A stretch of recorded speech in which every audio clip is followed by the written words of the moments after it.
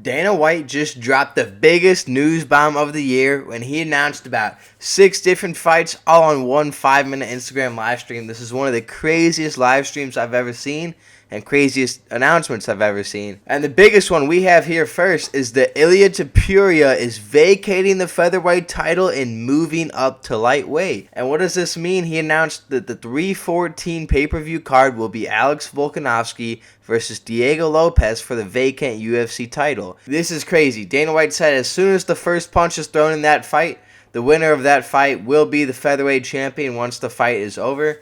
And Ilia's body can no longer take on the weight cut at featherweight, and that he has done all he needs to do in featherweight and can move up to lightweight. That is what Dana White said, Ilia Topuria said. So this is crazy on so many levels. We got a couple things to talk about, and I'm going to get right into them. I'm not going to waste your guys' time. So first, we'll talk about Ilia Topuria moving up to lightweight, and then we'll talk about Alexander Volkanovski fighting Diego Lopes at featherweight. However, if you do like UFC content and news that is high quality, you should subscribe to this channel because we post multiple videos a week, and we are on the road to 600 subs. Now this begs the question, the current champ Ilia Topuria, what happens to our friend, the previous king of the 145-pound division? Well, he's moving up to 155, that is known. What is not known is who he is facing at 155, and I wish I could give you a clear answer of, oh, it's going to be Makhachev for the title, or it's going to be Charles Oliveira, Arman Tsarukyan, but there's not a clear answer, and here's why. He's not going to fight Max Holloway because they just fought at 145. The UFC is not going to run that back. And I believe that the fun fight would be for him to fight Islam Makhachev. I think that is one of the greatest fights the UFC can put on. I was previously against it, but if Ilya's moving up, I say we just do the fight. But I feel like if they knew they were going to announce him against Islam Makhachev, they would have just said he was going to fight Islam Makhachev, right? But they didn't say that at all. And we know that, and if he's not going to fight Islam Makhachev, then who's going to fight Islam Makhachev? Because we know they said that Arman Tsarukyan was not going to get the immediate shot against Islam Makhachev because he ruined UFC 311 by pulling out. And people would think, it's been rumored previously that Ilia Topuria wanted to fight Charles Oliveira at 155 before getting a title shot. But if Islam's not going to fight Ilia Topuria and he's not going to fight Arman Tsarukyan, it can't be Justin Gaethje because Justin Gaethje's fighting Dan Hooker, so it can't be Dan Hooker either. It's probably not going to be Max Holloway with Max Holloway coming off of a loss, and he's not going to fight Dustin Poirier again because Dustin's last fight was a loss to Islam Makhachev. So this only leaves us with Islam Makhachev fighting Charles Oliveira for the second time. Islam Makhachev became champ by defeating Charles Oliveira. Can Charles Oliveira get his lick back and beat Islam Makhachev?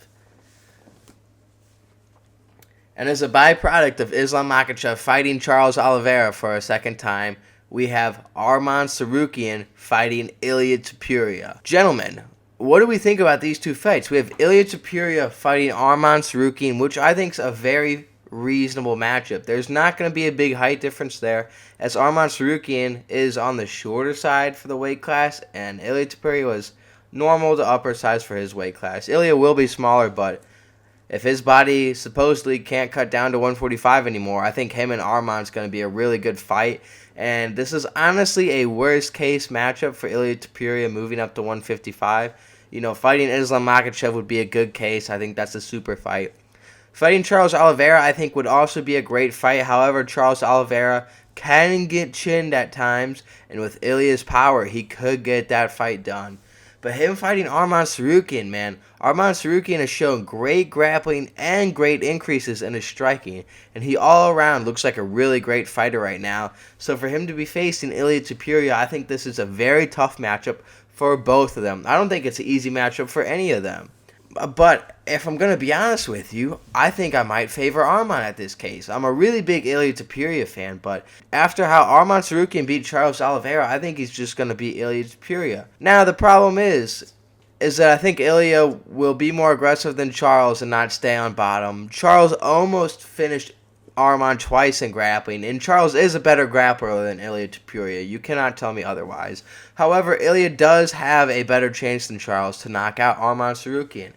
However, I think Arman is obviously going to know this if you and I know this. So Arman's obviously just going to grapple him. And I think it's going to be a really close fight and could very well go down to decision.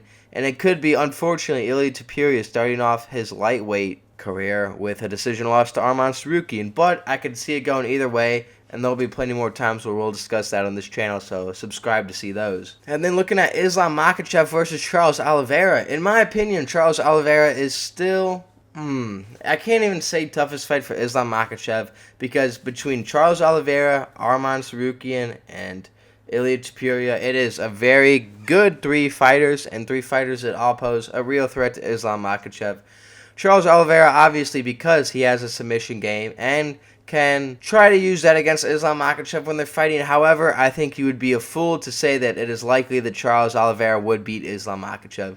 Islam Makhachev showed the first time that he can outclass Charles Oliveira, and although I think both fighters have maybe gotten better since, Charles he's had ups and downs since. I think Islam Makhachev has 100% absolutely gotten better since his fight against Charles Oliveira, which is why Islam Makhachev is absolutely going to beat Charles Oliveira in a rematch when they fight this year. But now we will transition over to the Volk and Diego side of things. Getting that out of the way, Volk versus Diego Lopes is a crazy fight, and it is a fun fight. We have the chance to see a legend and fan favorite Volk return to the title at featherweight division, or we have the chance to see a fan favorite up-and-comer Diego Lopes with a terrible haircut become champion for the first time in his young career. Going for the featherweight, we have Volk, who we know is a legend, and Diego is up-and-comer. And who do we think will win this fight? A lot of people would say Diego's on this crazy win streak right now, and that he's probably going to be the favorite to win this fight. You know, Volk's coming off of 3 out of his last 4 fights being losses. 2 of them, his last 2 fights being brutal KO, out cold losses each time.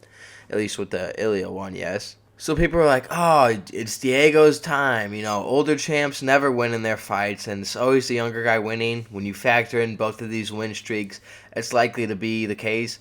And I'll be honest, guys, every sign possible points to the fact that Diego Lopes is going to beat Volkanovski on April 12th at UFC 314 to become the featherweight champion of the world. But I'll be even more honest with you guys. I'm lying if I said that I thought that was the case. I do not think that Diego Lopes is going to beat Alexander Volkanovski at UFC 314 to become the champion. I think that Volk gives it one more run at the championship and he starts another streak. Now, how long that is, TBD. We have some stuff to get into. The winner of this probably fights Movsar Evloev, unless Movsar Evloev maybe fights a Brian Ortega or someone in the meantime for a #1 contender spot. Nonetheless, I think Volkanovski beats Diego Lopes. You know, Diego Lopes has looked good. He's been winning, but he's not out here with this power knocking anybody out. You know, he was beating Brian Ortega basically the whole fight at the Sphere, which, wow, that feels like a long time ago looking back now, but he couldn't knock him out for the life of him, man. He couldn't knock this guy out at all. And I don't think that he's going to be able to knock Volk out. You know, people are like, oh, Volk's chin, he keeps getting knocked out, but if you look deeper into it, when Diego Lopes fought Dan Ige on short notice, it was short notice for both of them, but Diego Lopes was training for a fight. Dan Ige hopped off his couch night of the fight. This isn't a week's notice. This is a night's notice.